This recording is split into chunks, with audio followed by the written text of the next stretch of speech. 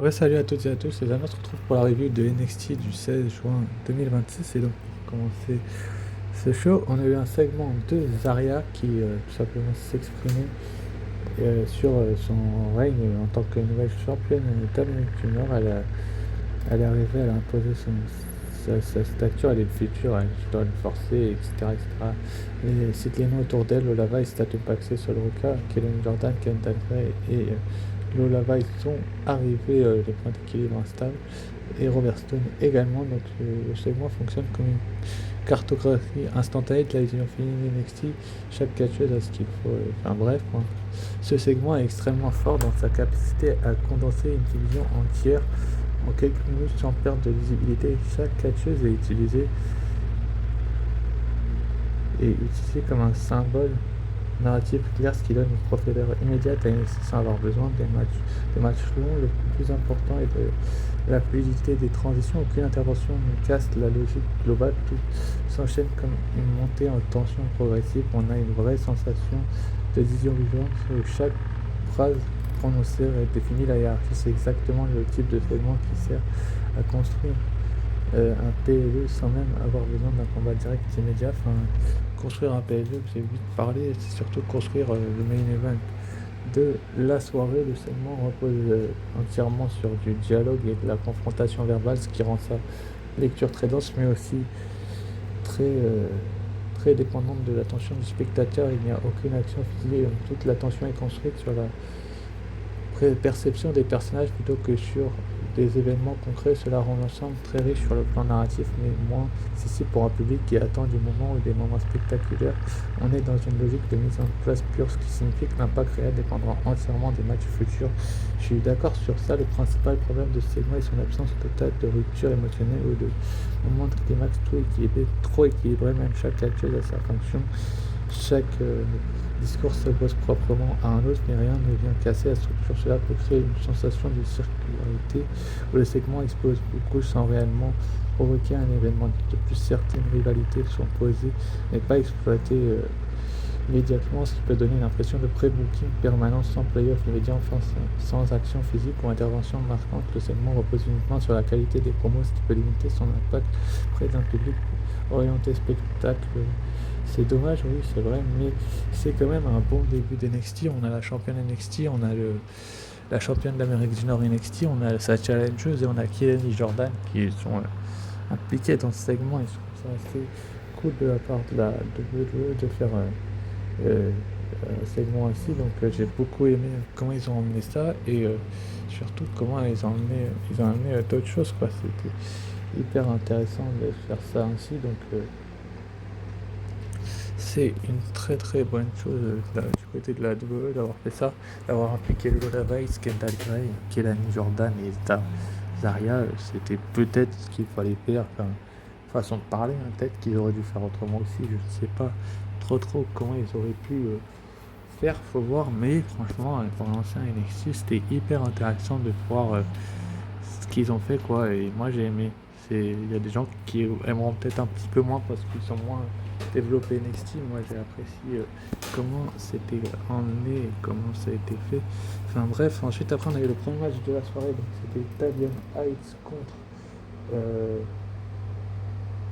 contre Jackson Drake pour être challenger numéro 1 type d'Amérique du Nord de Miles Bourne du côté de NXT Battleground. Donc ce match fonctionne comme une démonstration claire de la structure NXT actuelle. Les lutteurs ne sont pas seulement des individus, ils sont des extensions de groupes, de systèmes ou de trajectoires. Tavenay s'est parfaitement construit comme une figure de rupture et sa victoire sert moins à la glorifier qu'à montrer que le contrôle créatif peut être brisé par une intensité individuelle constante. L'intervention de Balker ajoute une couche supplémentaire en montrant que même les neutralités peuvent perturber les structures établies. Le match est donc moins un affrontement qu'une démonstration de déséquilibre organisé, donc c'était quand même assez intéressant.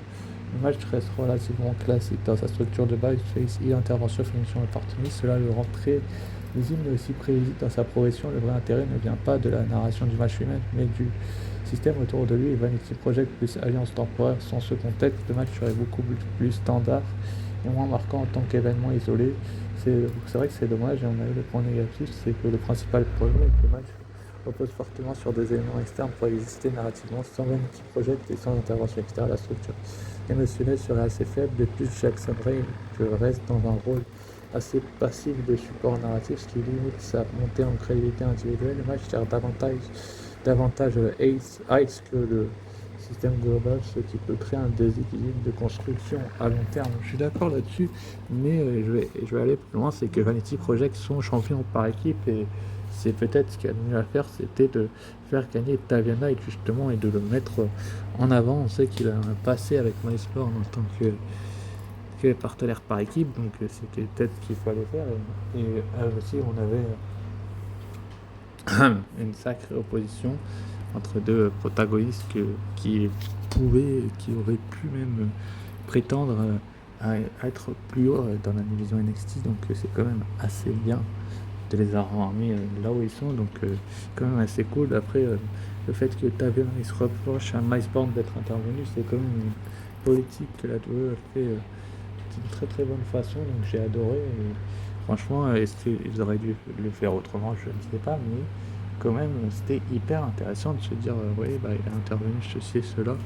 Il y avait peut-être mieux à faire, mais franchement, c'était très très bien. Et on passe à la suite. Donc, Easy contre Thea Hill dans le tournoi Speed. Enfin, malheureusement, le tournoi Speed, le match est très difficile, c'est difficile dans sa visibilité, mais sur deux styles opposés, une exécution claire, une victoire propre qui renforce la crédibilité du format Speed. Easy qui apparaît comme une catcheuse capable de survivre dans des environnements rapides et imprévisibles. Le format Speed limite naturellement la narration, donc il n'y a pas de construction émotionnelle profonde possible. Le match fonctionne plus comme une démonstration de connaissance que comme un récit. Et le fait que Thea Hill perd beaucoup en impact narratif ici, car elle est réduite à une énergie sans conversion stratégique. Le match ne lui donne pas de véritable moment de domination durable, ce qui peut freiner sa progression perçue. Donc c'était quand même assez dommage de faire perdre Thea Hill aussi rapidement et passer à une catcheuse comme Easy Day, d'ailleurs, qui a eu des défaites par le passé du côté du titre de champion NXT dont je vous ai parlé tout à l'heure. Donc c'est quand même assez dommageable de se dire ça. Du côté de la WWE, de mettre Easy Day autant en avant, c'était peut-être pas la bonne chose à faire, mais après, est-ce que ils avaient un autre choix? Je suis pas certain non plus. Donc c'était vraiment la meilleure chose que la WWE ait pu faire, de mettre Easy Day en finale de ce tournoi Speed. Après, est-ce que l'idée était bonne, était mauvaise? Ça, on verra ça plus tard. Peut-être que la WWE la mettra comme une direction narrative cool, mais aussi ils peuvent la mettre comme une victoire qui la lance vers les sommets. Enfin, après, c'est dommage qu'il la fasse gagner ce premier tour et se qualifier pour quand on connaît la suite. Je pense que j'y reviendrai dans le prochain NXT lors de la finale, mais bref, c'est quand même assez dommageable comment elle est perçue du côté de la WWE. Est-ce qu'ils auraient dû la percevoir autrement? Je ne sais pas, mais ce qui est certain, c'est que la WWE a des fois des moments où ils doivent fermer et ils n'y arrivent pas parce qu'ils n'ont pas de scénario. À prendre le segment entre Tony D'Angelo et Naraku, qui est extrêmement fort dans sa capacité à installer une tension sans action physique.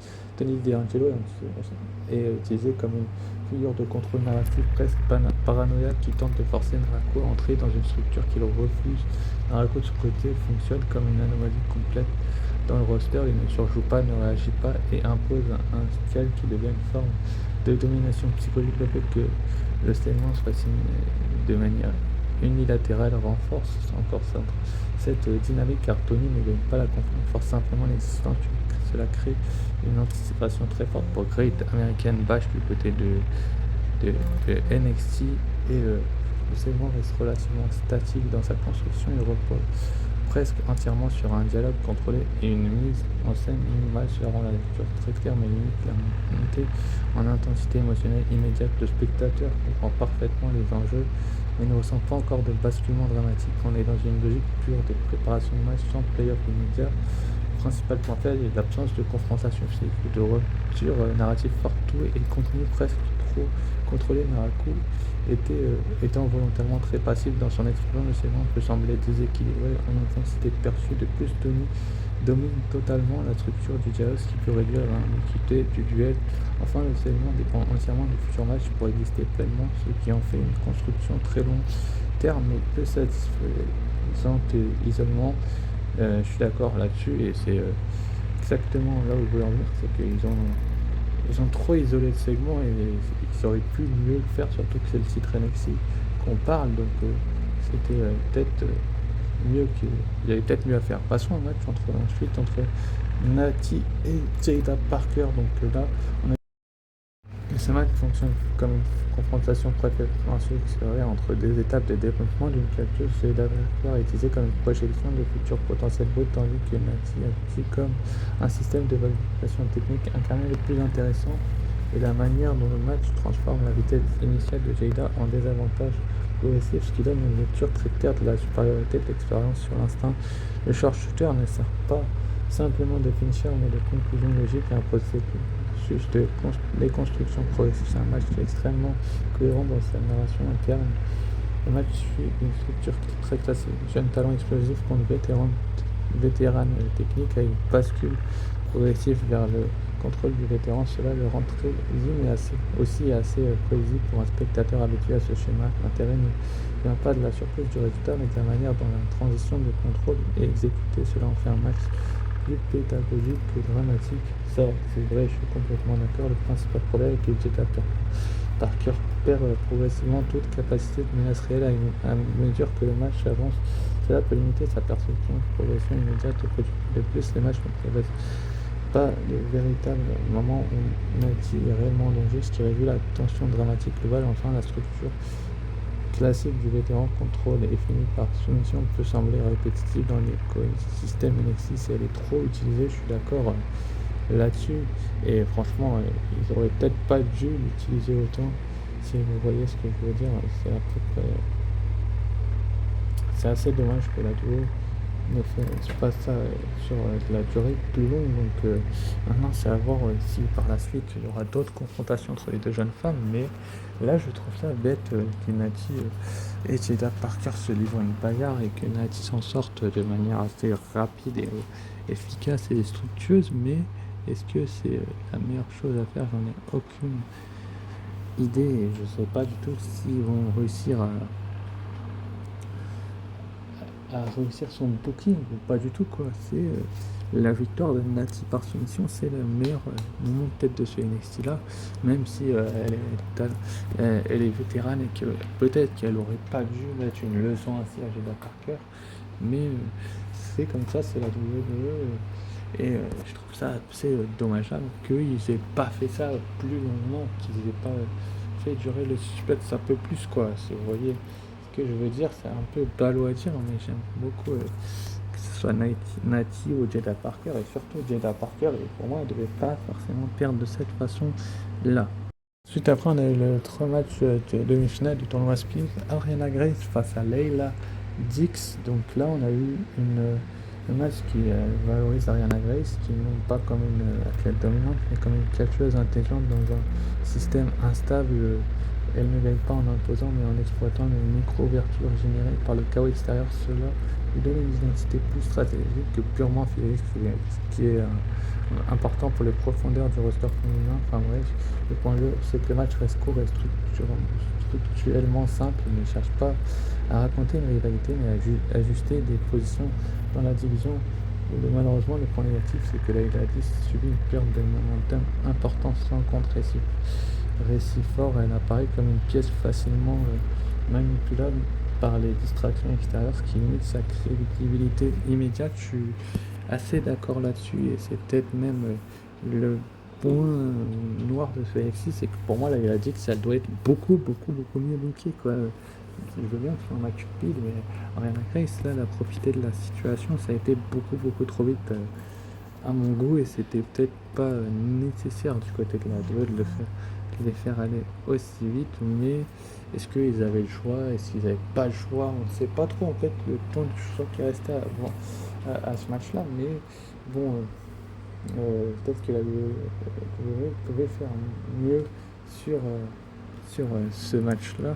Peut-être qu'il pouvait faire moins bien, on n'en sait rien. On n'est pas dans la tête des bookers, on n'est pas dans la tête des bookings. Et encore une fois, ce n'est que mon avis, mais pour moi, j'aurais fait durer le match un peu plus. Le résultat ne me dérange pas du tout. Regardez, Grace, c'est une très très belle finaliste de ce tournoi speed féminin, mais elle ne doit pas gagner aussi rapidement, quoi. C'est ce que je veux dire. Elle doit vraiment galérer, être en très grande difficulté et vraiment être sur les devants de la scène sur les prochains mois, dans les prochaines semaines. Donc c'est quand même une ancienne championne de knockout en plus, donc c'est quand même assez bien qu'elle gagne, mais la WWE doit la faire gagner autrement, quoi, pas ainsi aussi rapidement et aussi de manière impromptue, quoi. Si vous voyez ce que je veux dire, elle doit être utilisée comme une star montante, pas comme une faire valoir, quoi. C'est ce que je veux dire. Lana Grace, elle doit vraiment être sur les devants de la scène et vraiment être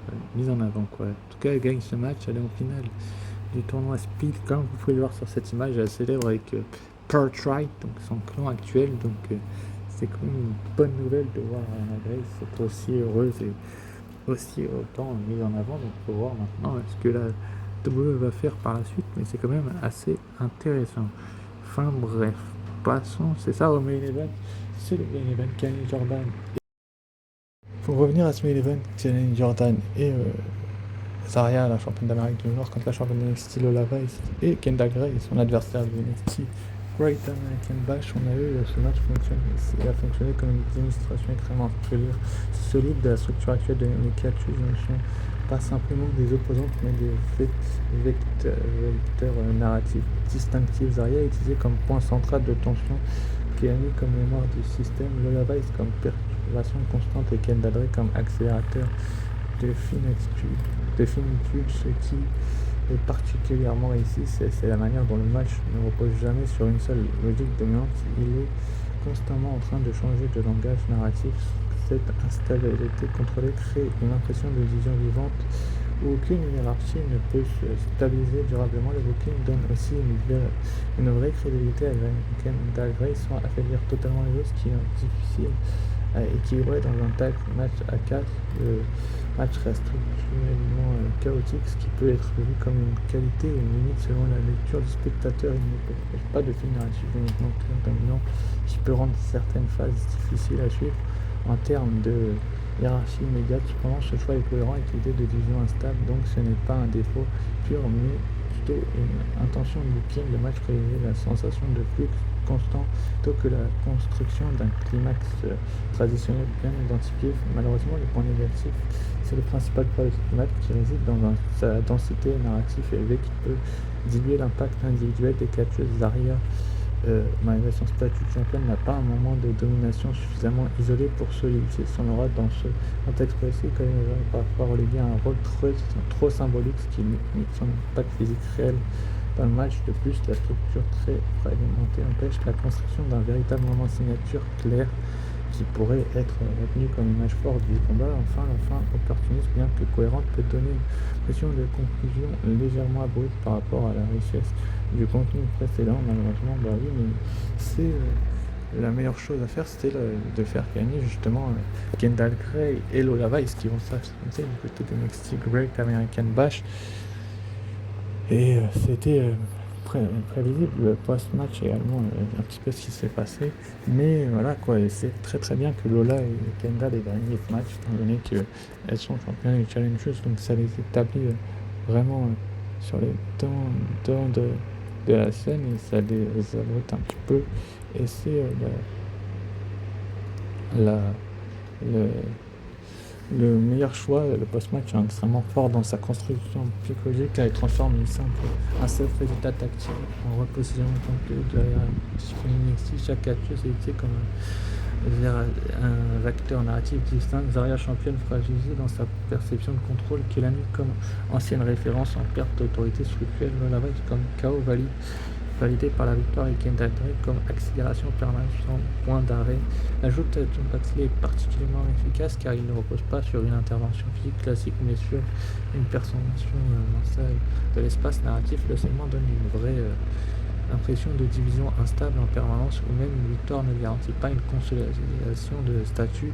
Le post-match repose davantage sur la psychologie et la symbolique que sur des actions concrètes. Cela renforce la proventeur narrative mais peut réduire la lisibilité immédiate pour un spectateur cherchant un moment fort ou une confrontation physique claire. L'absence de segments verbal structurés ou de confrontation directe pour un jeu fait que l'impact dépend fortement de la lecture globale du show plutôt que d'un moment isolé marquant. Le principal risque sportif est la situation narrative. Trop de couches psychologiques et symboliques peuvent diluer l'impact émotionnel et individuel de chaque adversaire malgré son statut. Je ne discute pas d'un moment de recentrage fort après la défaite. Camille reste dans une zone intermédiaire qui manque de direction claire entre mentor, challenger et observatrice. De plus, la présence de Tatum passé, bien que forte en concept, peut sembler insuffisante en exécution physique pour justifier complètement l'effet massif qu'elle produit sur l'ensemble du groupe. Franchement, c'était très très cool. Cette bagarre entre Tatum et Zarya, la guerre, ne fait que continuer et je trouve ça très très bien que la WWE fasse continuer cette guerre, même si c'était peut-être pas le moment de le faire, il fallait peut-être attendre un petit peu. Moi j'ai adoré le fait qu'ils fassent continuer cette guerre et que la WWE soit sur les devants de la scène, quoi, qu'ils nous mettent cette envie de bagarre et surtout que Tatum a perdu le titre et qu'on pensait que c'était fini pour elle NXT là, et nous la remettent sur le titre NXT. Est-ce que ça va être long, pas long, on sait pas trop vraiment ce qui va se passer, mais ce qui est sûr c'est que la WWE a fait la meilleure chose qu'elle aurait pu et qu'elle aurait même dû faire, c'est de mettre Tatum et Zarya en bagarre. Est-ce que c'était le bon moment de le faire? Je ne sais pas. Ce qui est sûr, c'est que c'est très très bien. Enfin bref, bon, la mode des choses, 15 sur 20. Ensuite, donc annoncé pour le prochain NXT, le Evolve Championship sera mis en jeu entre Tristan Angel et l'actuel champion Aaron Rock, je crois qu'il s'appelle comme ça, le champion de NXT Evolve. Donc à voir maintenant si le titre Evolve va être défendu régulièrement NXT ou pas. Ça peut être une solution, une perception même que la WWE pourrait faire, étant donné que la WWE peut faire ça autrement, on verra bien. On aura également donc un face-à-face entre les deux membres du Dark Stage, Sagwen Showgirls et son ancien partenaire John Lennox. Est-ce que ça va être pour le prochain NXT? On joue là tout à l'heure également un face-à-face intéressant, on verra bien. On aura également notre Belge, donc Dorian Van Dux, DVD et Sean Legacy contre The Culling, Sean Spears et Nick Owens. C'est quand même assez intéressant comme match par équipe qui sera accompagné d'Izzy, qui elle aussi aura son match, bien évidemment, la finale du tournoi Speed.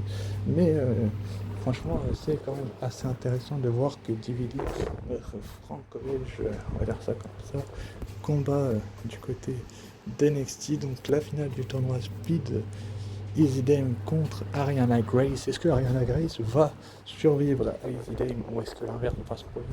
On va être présent sur ma review pour le savoir, vu que le show avait eu lieu cette nuit. Pour ceux qui ont vu le show, je vous spoil pas, mais voilà quoi, vous savez déjà ce qui s'est passé. On aura également Keanu Carver contre AQ Prosper. Très très belle opposition de style entre deux catcheurs qui ont deux catchs totalement opposés, qui se retrouvent finalement un petit peu isolés. Enfin, vous m'auriez compris bien évidemment que c'est intéressant de voir ça. Et on aura également donc un tag team match entre Burt Rice et Hank et Tank.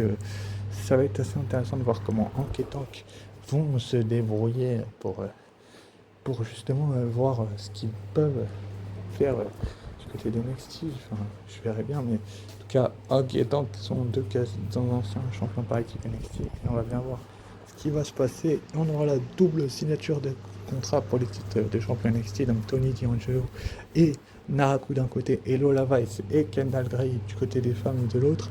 On va bien voir ce qui va se passer. Sur ce, je vous remercie d'avoir suivi cette review de NXT. N'hésitez pas à liker, commenter, partager et vous abonner si ce n'est pas déjà fait. Sur ce, je vous dis ciao, bye bye et à très vite pour une nouvelle vidéo. Allez, ciao, bye bye.